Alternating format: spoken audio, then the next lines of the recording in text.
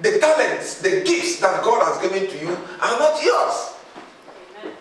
God has just given the gift to you so that you can use it to be a blessing to other people.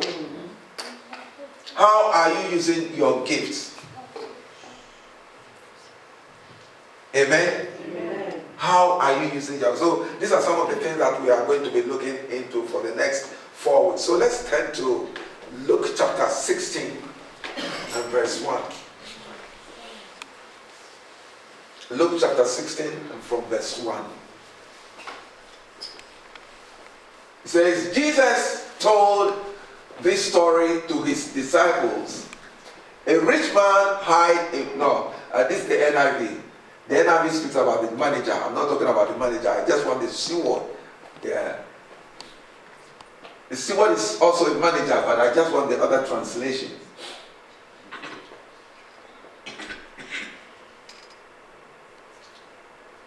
Are you there? King James? He also said to his disciples, there was a certain man, rich man, who had a steward, and an accusation was brought to him that this man was wasting his goods. Look at the brother and say, I hope you are not a bad steward.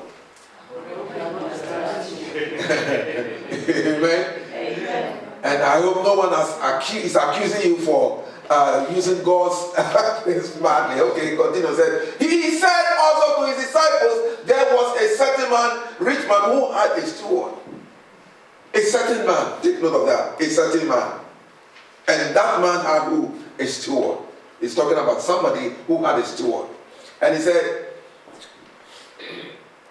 and an accusation was brought to him that this man was wasting his goods. Verse 2. So he called him and said to him, what is this thing? What is this I hear about you? Give an account of your stewardship. So take note, every steward will give account to whatever has been entrusted into his hands. Amen? Amen. So whatever God has given to you, there is a day of accountability. And when that day comes, you stand and give an account of what has been given to you. Whether money, how you use the money for. And there is only one thing that God said we should try and we'll get there. Give an account of your stewardship, for you can no longer be a steward. In other words, if you are not a good steward, a time will come when you'll be thrown out. Or a time will come when what you have will be taken away from you and given to somebody else. Because what has been given to you, you are not using it wisely. Amen? Amen. Okay, continue. Then the steward said within himself, what shall I do? This guy was thinking, hey, they're coming to take what I have. So what shall I do? What shall I do? For my master is taking the stewardship away from me. I cannot dig. I'm ashamed to beg. That steward, let's take it for example, was digging trenches. Or he was selling by the roadside. Or he has been given a job to do. And he couldn't do it nicely or better.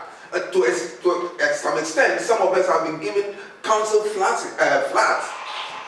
And we think, this council flat is for the government. We will live in it anyhow. Once anything breaks down, we'll call on the government to come and repair. We don't care. Amen? Amen? We don't care. Because we know when something breaks down, the council will come and repair it. You are not being a good steward. You are not being a good steward.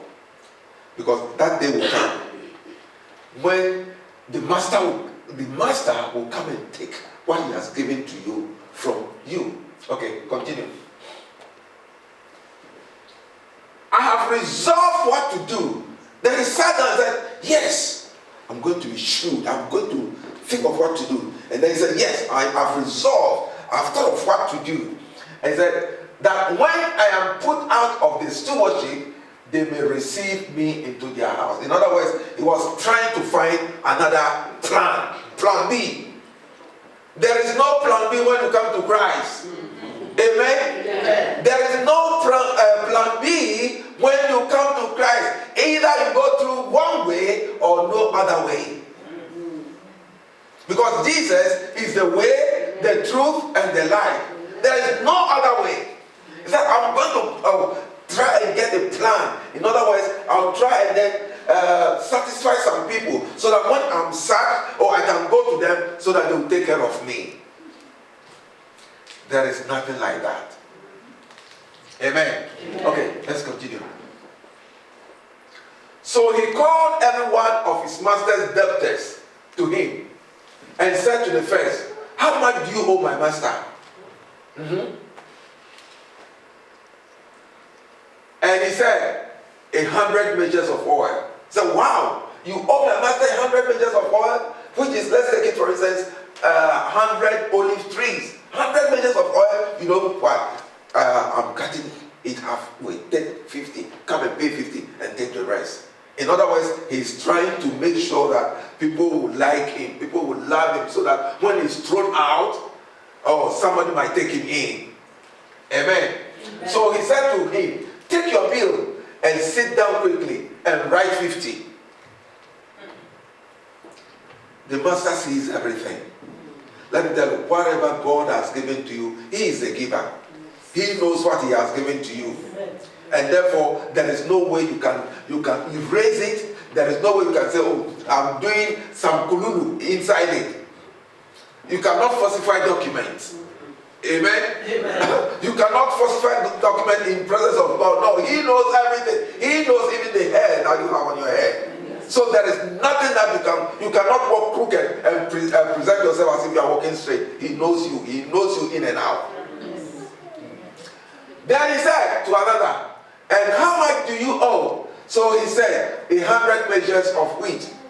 And he said to him, take your bill and write 80.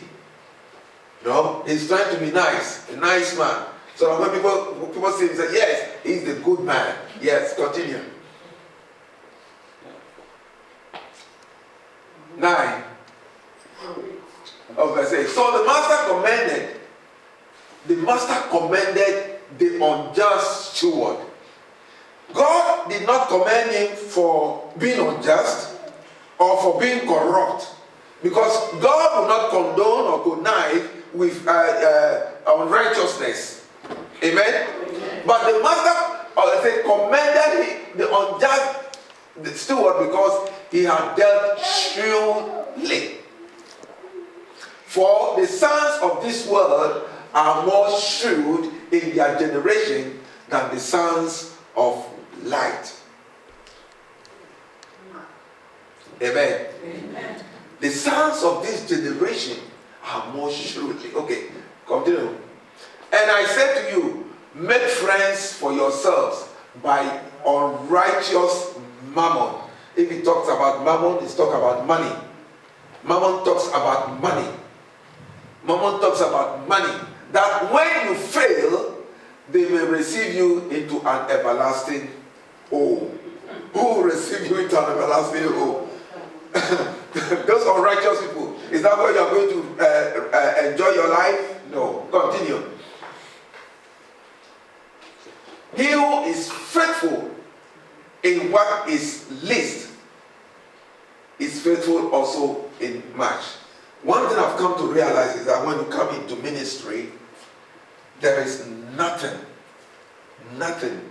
that qualifies you, regardless of your PhDs and your doctorate and your whatever. The only thing that qualifies you really well is your what? Faithfulness. That is it.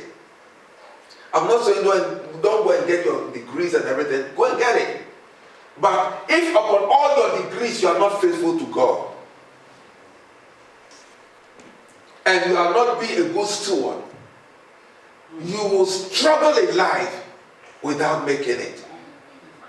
Amen. Amen. Okay. He who is faithful in what is least is faithful also in much.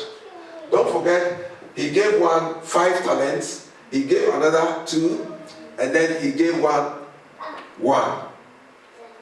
But the one that they gave 1, the least went and dig and then put it in the ground. Now, he's not talking about talents there, because if you read in the book of Matthew, it talks about money. Because God will not give you talent and then we don't dig the ground and put talent in the ground, but you can't put money in the ground, isn't it? So here the Bible is talking about money. The Bible is talking about money. When you are giving money, you make use of the money. You invest the money. You put the money into the rightful use. So that is one area God tests us as human beings. And yet we fail Him every day. Every day. All of us. Most of us. We have failed God. Because what God has entrusted into our hands, we've not been able to be faithful servants. Amen. Amen. Amen. And he who is unjust in what is least is unjust also in much. Continue. Therefore, if you have not been what? If you have not been what? In the unrighteous mammon, who will commit to your trust the true riches? If the small, the least that God has given to you, you've not been faithful with it. You've not been faithful with it. Who will trust you and put you into a position of trust?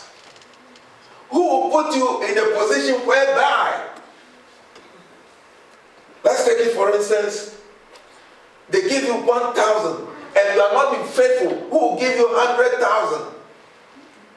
No one.